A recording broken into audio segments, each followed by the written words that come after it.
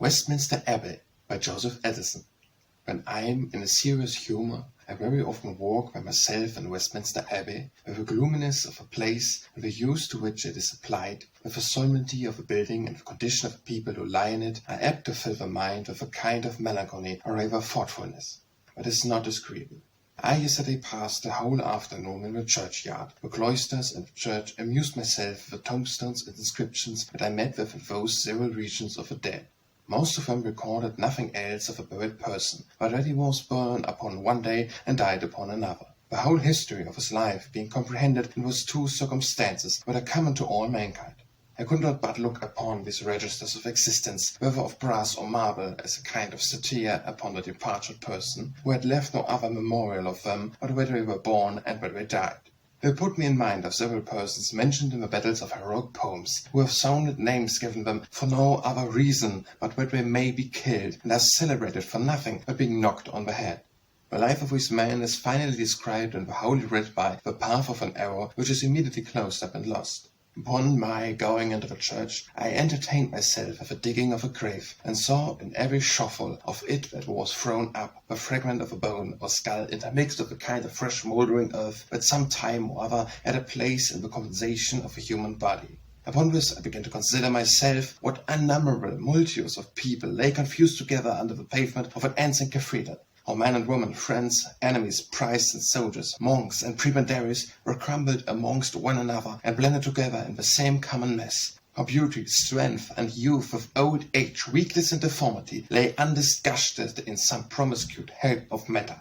After having thus surveyed this great magazine of mortality, as it were in the lump, I examined it more particularly by the accounts which I found in several of the monuments which are raised in every quarter of that ancient fabric. Some of them were covered with such extravagant epithets that, if it were possible for the dead person to be acquainted with them, he would blush at the praises which his friends have bestowed upon him. There are others so excessively modest, where they deliver the character of a person departed in Greek or Hebrew, and by that means are not understood once in a 12-month. In the poetical quarter, I found there were poets who had no monuments, and monuments which had no poets. I observed indeed that the present war had filled the church with many of these unimitated monuments, which had been erected to the memory of persons whose bodies were perhaps buried in the plains of Blenheim on the bosoms of the ocean.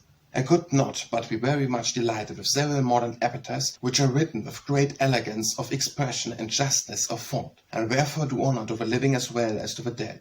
As a foreigner, I am very apt to convince an idea of the ignorance or politeness of a nation, or the turn of her public monuments and inscriptions which should be submitted to the pursuit of men of learning and genius before they are put in execution. Sir Cloudesley Shovel's monuments has very often given my great offence, instead of a brave true English admiral, which was the distinguished character of a plain gallant man, he is representing on his tomb by the figure of a Bute, dressed in a long peering and reposing himself upon velvet cushions under canopy of state.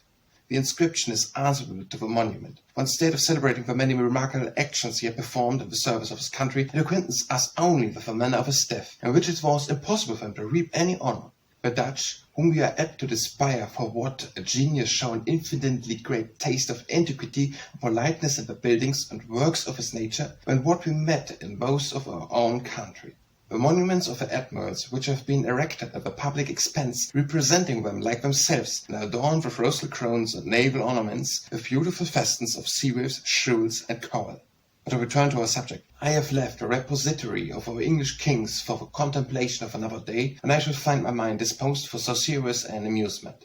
I know that entertainments of this nature are apt to raise dark and dismal thoughts in timorous minds and gloomy imaginations, but for my own part, thought I am always serious, I do not know what it is to be melancholy. I can therefore take a view of nature in her deep and solemn scenes with the same pleasure as in the most gay and delightful ones. By this means I can improve myself with those objects which others consider with terror. When I look upon the tomb of a great, every emotion of envy dies in me. When I read the epitaphs of the beautiful, every inneratory desire goes out. When I met with the grief of parents upon a tombstone, my heart melts with compassion. When I see the tomb of the parents themselves, I consider the vanity of grievings for those whom we must quickly follow. When I see kings lying by those who deposed them, when I consider rivals with place side by side, or the holy men that divide the world with their contents and disputes, I reflect with sorrow and astonishment on the little competitions, factions, and debates of mankind. When I read the several debates of the tombs of some that died yesterday, and some 600 years ago, I consider that great day when we shall all of us be contemporaries and make our appearance together.